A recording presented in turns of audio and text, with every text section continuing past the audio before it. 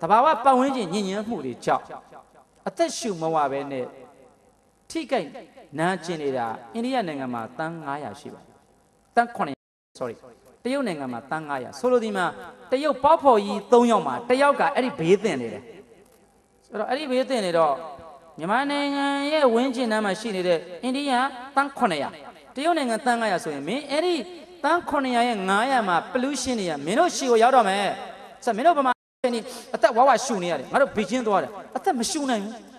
တရုတ်နိုင်ငံမျိုးတော့ဘေကျင်းမှာလုံးဝအသက်ရှူလို့မရဘူးခေါင်းအဖြေးနဲ့တို့ဖြစ်လာအော်တရုတ်တွေဘာလို့ရင်မော့တာခုမှသိတယ်ကောင်းနေအသက်ရှူမော့ဟာလို့ရင်ခေါင်းမော့တာဟိုပေါက်ဖော်တွေရင်ခေါင်းမော့တရုတ်တွေဘေကျင်းမှာလမ်းလျှောက်တဲ့ကောင်တွေအမေဟာတရုတ်တွေကစတိုင်မိုက်လာပြီလားကွာငါတွေးဖို့တဲ့လန်ဒန်မြို့ဝသူတွေပဲရင်မော့ပြီး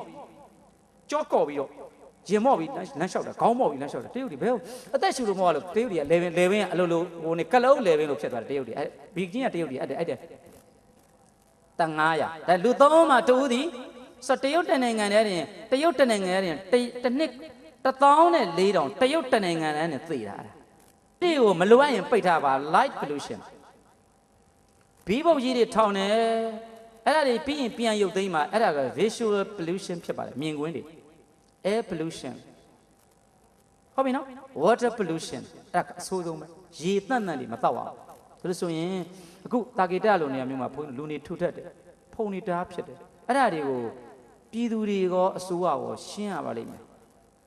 တနေ့ကိုကမ္ဘာလောကကြီးတဲ့ကိုအမိုက်တန်ချိန်ဘလို့မှထိမ့်သိမ့်လို့မရတဲ့အမှတ်တန်ချိန်တန်း400ထွက်ပါတယ်တစ်နှစ်ကို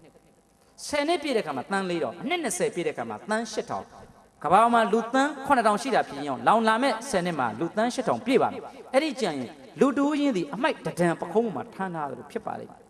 ဒါကြောင့်မလို့အခုနိုင်ငံ130ကပညာရှင်တထေးအလုံး2500အရေးတကြီးဆွေးနွေးပြီးအစိုးရတွေကို pressure ပေးပါတော့မယ်